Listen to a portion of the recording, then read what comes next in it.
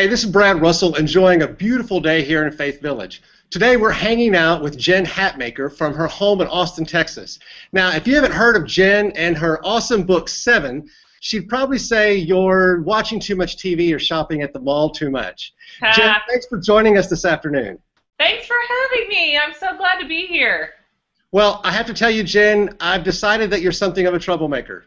I believe that that is a true statement that you're making. Okay, so here's the deal. I've read your book in the last couple of weeks, and basically you've caused me to clean out my closet, to stack up several hundred books in my garage to throw away. I'm taking long walks and not playing on my iPad. You know, you are a disruption.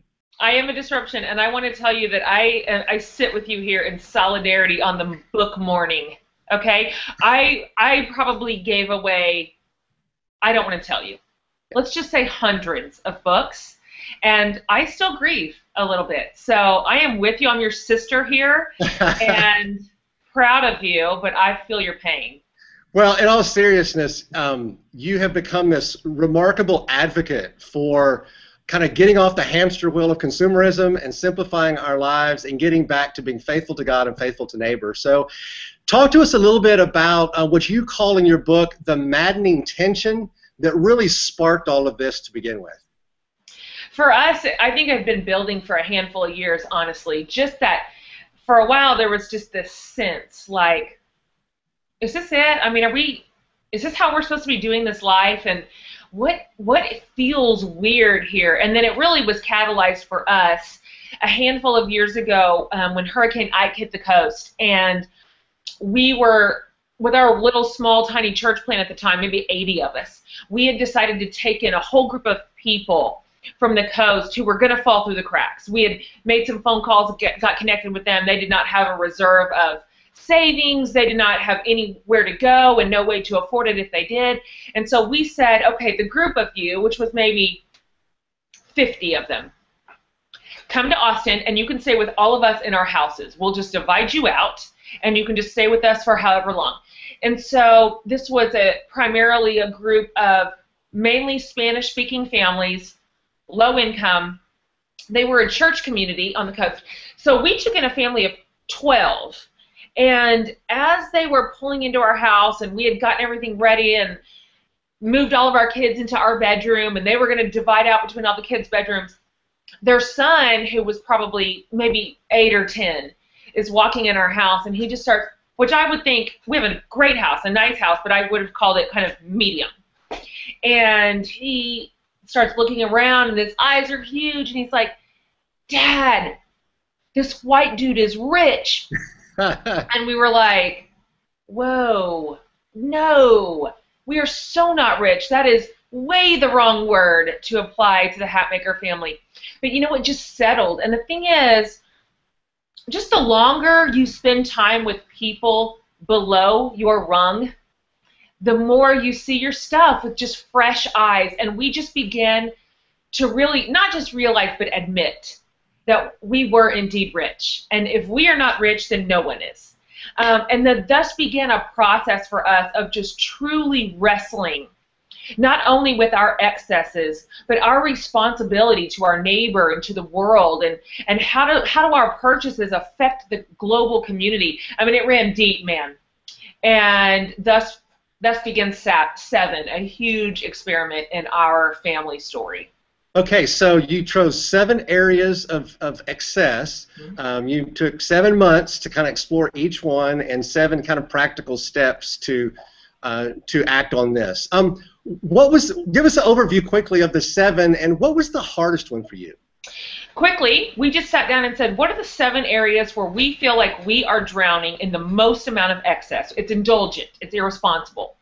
And we came up with food, clothes, possessions, media and technology, spending, waste, like ecological waste, and stress. And in every one of those areas, we said, too much.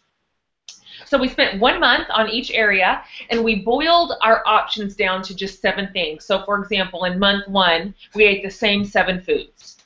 In month 2, we wore the same 7 pieces of clothes for the entire month. And We only spent money in 7 places.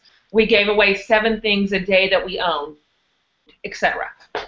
For me, it's a toss-up between which month was the hardest. But I would probably have to land on spending. In that month, we agreed to only spend in 7 places. This from a family who had been averaging 66 different vendors a month where we spent money. So 7 was just a massive, massive reduction in our spending. And most of that was just bills and necessities. All of it was. And so I just did not realize how casually and often we spend money until I couldn't. Until I went, oh, no, I guess I won't meet you at that coffee shop. No, I guess I won't just run into this store. Even little small expenditures, I'm not going to grab a Diet Coke from Sonic. And so I really felt the absence. It was truly a difficult month and really transformative. So one of our readers wanted to ask you if there was an 8th, if there was one other area that didn't quite make the cut, but in retrospect you would love to spend some time with that, what would that be?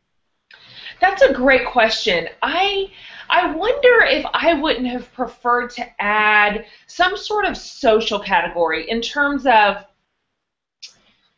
I don't exactly know how it would have formed up, but something in terms of connecting with our neighbors or our city and community at large. What could we have done in a 7 format that really pushed us out of our homes, pushed us out of our circles, forced us essentially to connect with people and to be hospitable and kind and gracious. I would have loved that. I would have considered too something in terms of like health, perhaps. Just, it's no secret that we are like the sickest nation on earth health-wise. How we take care of our bodies, what we eat, our habits. A lot that worked its way into a lot of the 7 months that we already had.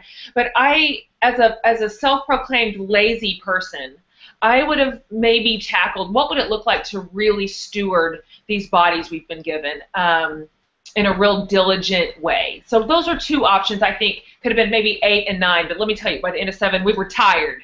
Okay, we were like, close shop.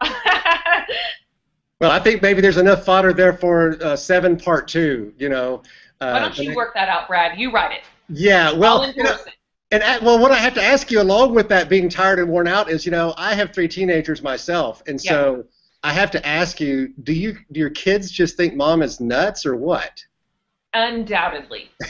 I will tell you that on the 7 experiment, we exempted our kids from food month and clothes month. Honestly, it was too challenging for their lifestyle, and I just could not send my 4th grader to the school in the same 7 clothes for a month. I just was unwilling to answer to their therapist for that one day. But they did all the other months with us, some easily, some begrudgingly, but all of us got to the end of 7 with some major positives, even those whiny kids of ours. Having said, wow, I really enjoyed that. Like media and technology, for example, you could imagine that was met with weeping and gnashing of teeth at my house with all these kids. But we had such a good time together that month. I mean, we really spent a lot of time together. We had to. We were bored out of our minds. None of us had our phones. And so at the end of that month, we all kind of sat down and said, you know what? This was great.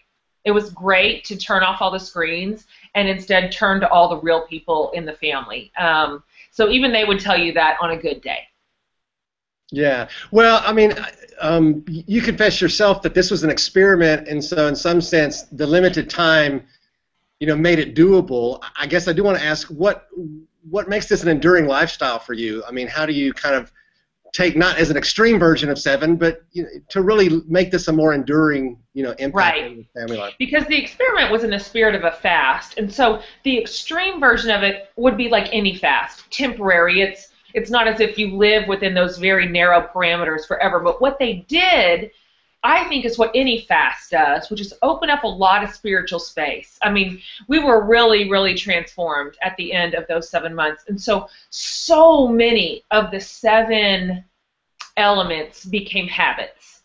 So many of them just changed our thinking. So even though we're not exactly in the same parameters that we were during the course of the experiment, we shop differently now. We eat differently now. We amass things differently now. I'm thinking about my purchases in a new way.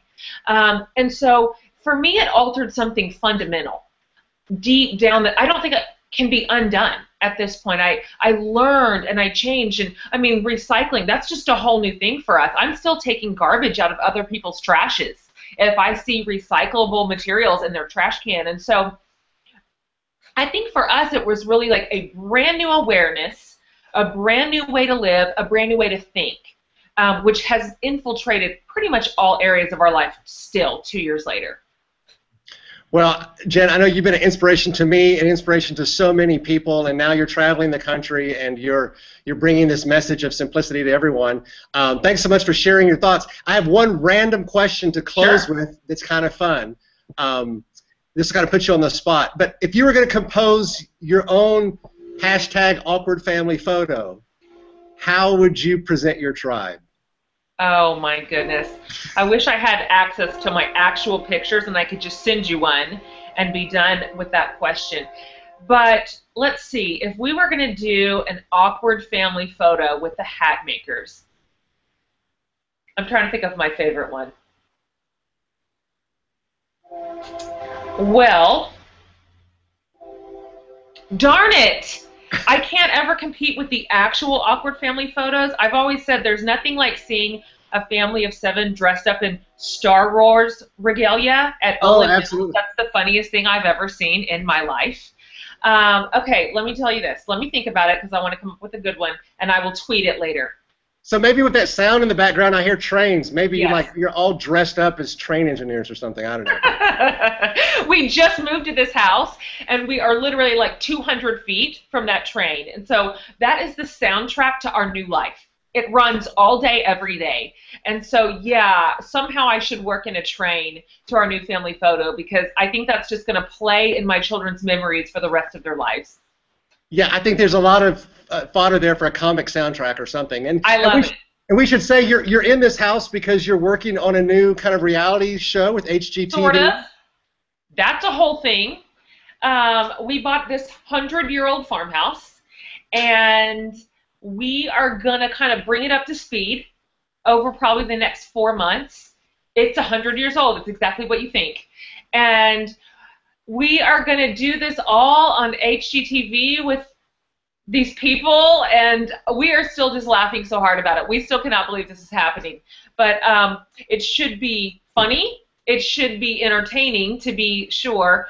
And we are just so deeply hoping to give a flavor of our family values and just how we love Jesus and how we love our new neighbors and how we love our city, and just asking God to help us be faithful and to help us be good representatives of Him.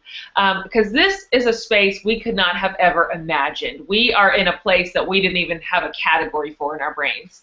And so we have these handful of weeks in this brand new space, and we are hoping to handle the responsibility with so much integrity.